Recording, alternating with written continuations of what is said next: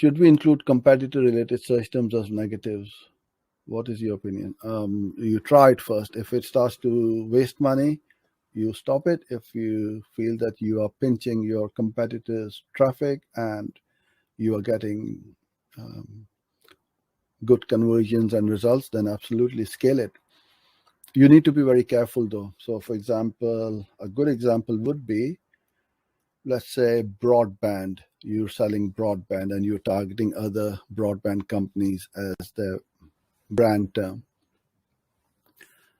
So if I'm with company A and you are selling company B, I will click on your ad and then I'll say, hey, I need to speak to billing or support, or my broadband is down, my router is not working. So you're going to start getting all those support calls as well.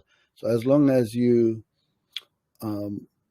negative out all those kind of search terms, then yes, it will work, because you want to target only those search terms or keywords which has got buying intent, not billing, accounting, support, my broadband is down, and all those other departments.